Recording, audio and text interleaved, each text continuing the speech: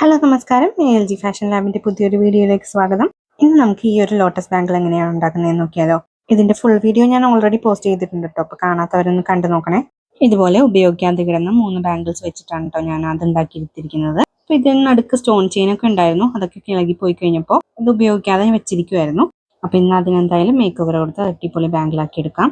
അപ്പോൾ ഇതിനു വേണ്ടി ഞാൻ ആദ്യം ചെയ്തത് ഇതിന്റെ മുകളിലും താഴെയും OHP ഷീറ്റ് ഇതുപോലെ ഫുള്ളായിട്ട് ഒട്ടിച്ചു കൊടുക്കുകയാണ് കേട്ടോ ചെയ്തത്. അതിന്റെ സർഫസ് സ്മൂത്ത് അല്ലല്ലോ, അതുകൊണ്ടാണ് അങ്ങനെ ചെയ്തത്. ഇനി ഞാൻ സിൽക്ക് ത്രെഡ് ഇതുപോലെ 10-20 സ്ട്രാൻഡ് എടുത്തിട്ടുണ്ട് കേട്ടോ. അത് നമുക്ക് ഒട്ടിച്ചു കൊടുക്കാം. ആദ്യം ഇതിന്റെ ബാക്ക് സൈഡിൽ ഇതുപോലെ ഗം അപ്ലൈ ചെയ്ത് കൊടുക്കുകയാണ്. ഞാൻ ഇവിടെ യൂസ് ചെയ്തിരിക്കുന്നത് B7000 ഗ്ലൂ ആണ് കേട്ടോ.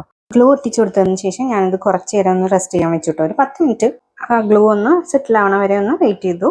അത് കഴിഞ്ഞിട്ട് ബാക്കി ഇതുപോലെ നല്ല ക്ലോസ് ആയിട്ട് തന്നെ നല്ല വൃത്തിക്ക് ചുറ്റിയെടുക്കുന്നുണ്ട് കേട്ടോ. അപ്പോൾ നേരത്തെ പറഞ്ഞതുപോലെ ഞാൻ ഇതിന്റെ ഫുൾ വീഡിയോ ഓൾറെഡി പോസ്റ്റ് ചെയ്തിട്ടുണ്ട്, കാണാത്തവരൊന്ന് കണ്ടു നോക്കണം. അതിന്റെ ലിങ്ക് ഞാൻ താഴെ കൊടുത്തേക്കാവേ. അപ്പം അങ്ങനെ ഞാൻ ബാങ്കിൾ മുഴുവനായിട്ട് ഇതുപോലെ ചുറ്റിയെടുത്തിട്ടുണ്ടായിരുന്നു കേട്ടോ. അപ്പം അത് കഴിഞ്ഞിട്ടുള്ള ലുക്കാണിത്. ഇനി നമുക്കിതിൽ സ്റ്റോൺസ് ഒട്ടിച്ചു കൊടുക്കാം. അപ്പോൾ ആദ്യം ഞാൻ ലീഫാണ് കേട്ടോ വെച്ച് കൊടുക്കാൻ പോകുന്നത്. അപ്പോൾ അതിന് വേണ്ടിയിട്ട് ഹാഫ് മൂൺ ഷേപ്പിലെ കുന്തൻ സ്റ്റോൺ ഇല്ലേ, green colour, dark green colour, അതാണ് എടുത്തിരിക്കുന്നത്. അപ്പോൾ അത് രണ്ടെണ്ണം ഇതുപോലെ ആദ്യം ഒട്ടിച്ചു കൊടുക്കുന്നുണ്ട്. അതൊന്ന് പ്രസ് ചെയ്ത് ഫേം ആക്കി കൊടുത്തതിന് ശേഷം നമുക്ക് പെറ്റൽസ് ഓരോന്നോരോന്നായി ആഡ് ചെയ്ത് കൊടുക്കാം. ഈ ഒരു പാറ്റേണിൽ 3 പെറ്റൽസ് ആണ് കേട്ടോ ആദ്യം വെച്ച് കൊടുത്തത്.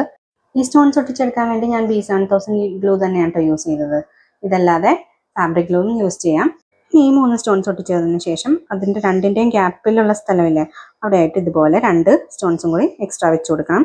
അപ്പോഴാണ് ആ ഫ്ലവറിന്റെ ഷേപ്പ് കറക്റ്റ് വരുള്ളൂ കേട്ടോ.